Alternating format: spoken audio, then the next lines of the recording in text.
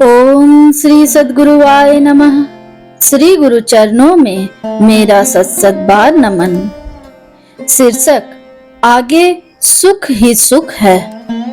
सद्गुरु कबीर साहब कहते हैं, जस दुख देखी रहू ये ही ओसर, अस सुख होई है पाए हो। शब्दार्थ, ये ही ओसर यानी इस समय साधन काल में भजन ध्यान में गुरु के वचनों का अनुसरण करने में बार बार अपने चित्त को संसार से खींच ध्येय में लगाने में बड़ा परिश्रम पड़ता है, बहुत दुख उठाना पड़ता है।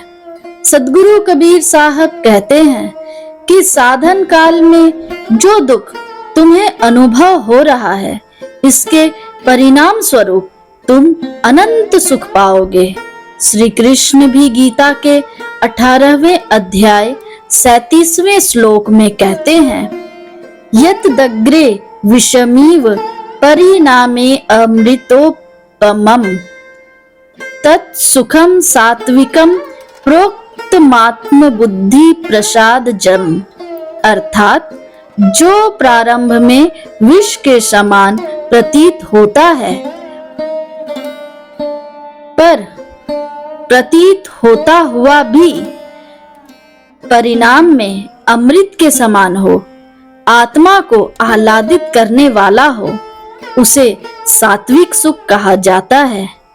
अभी जो साधन काल में विष की तरह लग रहा है, बार बार मन को ध्येय में लगाना, काम क्रोध दोष दुर्गुणों को अपने दिमाग से खदेड़ने का प्रयत्न, अपने कुसंस्कारों से लड़ना, अपने भीतर शुभ गुणों एवं शांति संयम का विकास करना, इसमें बहुत परिश्रम पड़ता है।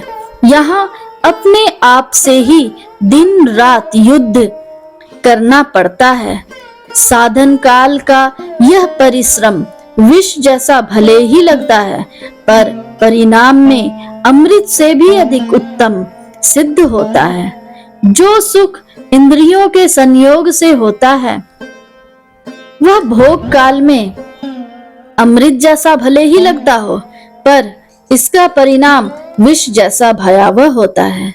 क्यों भयावह होता है?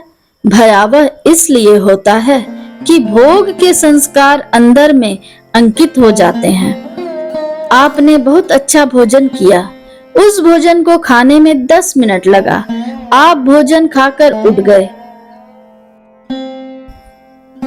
पर स्वादिष्ट भोजन खाने का संस्कार आपके अंदर अंकित हो गया। अब वह संस्कार बार बार आप में वैसे ही भोजन की ललक पैदा करेगा।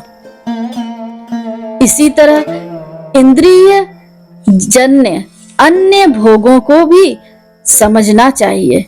ये संस्कार बार बार आपको संसार में ला पटकते हैं। विष की तरह है यह, स्वास्थ्य को भी ले डूबता है, शांति को भी ले डूबता है।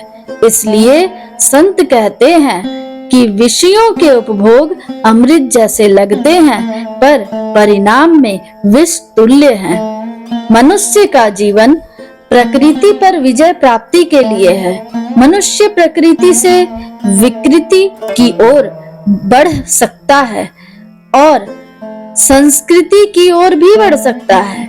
अगर मनुष्य प्रकृति से विकृति की ओर बढ़ता है तो वह पशु हो जाता है। जो मानव प्रकृति पर विजय प्राप्त करने के लिए तत्पर होता है, यानी अपनी इंद्रियों की अनगढ़ ललक को सुगढ़ बनाने के लिए, दोष दुर्गुणों को हटाने के लिए अपने संस्कारों के प्रक्षालन में यत्न पूर्वक लगा रहता है, वह प्रकृति से संस्कृति की ओर बढ़ जाता है। वह मानव महामानव की दिशा में कदम बढ़ा लेता है। वह नर से नारायण बनने की दिशा में अग्रसर हो जाता है। ध्यातव्य है कि भौतिक सुख तो प्रारब्ध प्रधान होते हैं। अगर प्रारब्ध में सुख है तो अल्प परिश्रम में भी सुख सुविधाएं उपलब्ध होती हैं, किंतु आत्मिक सुख पूर्ण रूपेण पुरुषार्थ प्रधान है। आध्यात्मिक लाभ पाने हेतु पुरुषार्थ साधन करना ही होता है। इसमें भले ही किंचित कष्ट होता है, पर इसका लाभ असीमित सुख शांति के रूप में अवश्य मिलता है। शुभम भवतु, मंगलम भवतु।